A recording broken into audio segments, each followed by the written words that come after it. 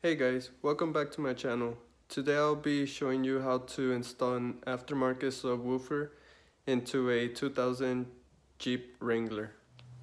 Alright, so the very first thing you're going to want to do is disconnect the negative. So just unscrew this nut and lift the wires so there won't be a complete circuit, and then just disconnect or unscrew this nut right here on the positive wire and connect your positive connection there, screw it on. Alright, so once that is screwed in nice and tight, you'll want to route your wire to wherever your fuse holder is going to be and connect it to one of the ends, and then you're going to get your other part of the wire. And so before you connect it, you're going to want to find a route to get the wire from the engine bay to wherever your amp will be at. And luckily this car has a place to get into the cabin through here. There should be a hole right here, and that hole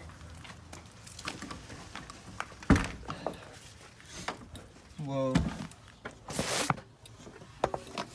lead to that grommet, and that's how you'll be able to get into your cabin space.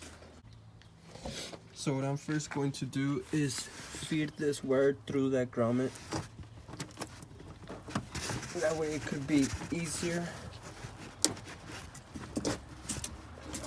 And it's through.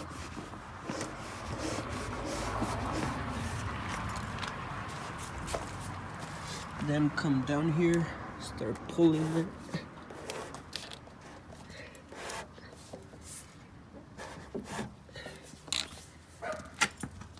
And there should be a space somewhere around here to get back up to where the batteries or the fuse holders at. So once you get your power wire all the way to the back, it's gonna come out somewhere around here through the passenger side.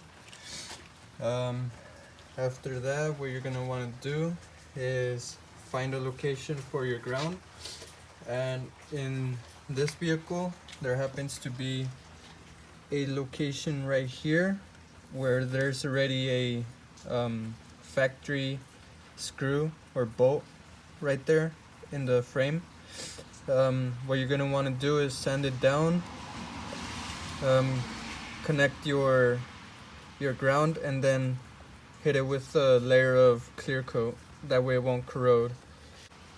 So once you have your ground, what you're gonna want to do is put your connection in to wherever you're gonna put them. So your ground, wherever your ground goes in your amp, your power, wherever your power is gonna go in your amp, and then I know you can't really see it, but right here on this small one, that's where the remote wire is gonna go on this amp.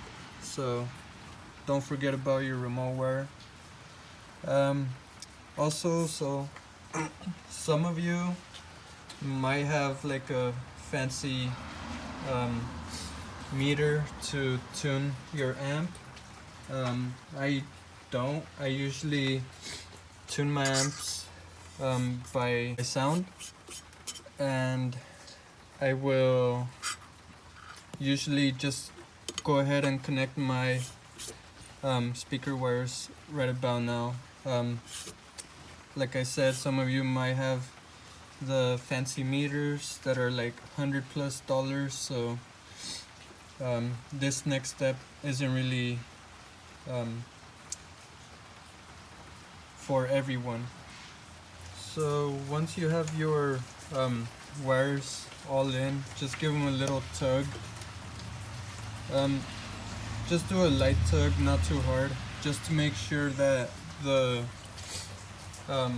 wires won't fall out when you're driving, because if that happens, you could seriously damage your amp, or blow out some of your fuses, or even blow your sub.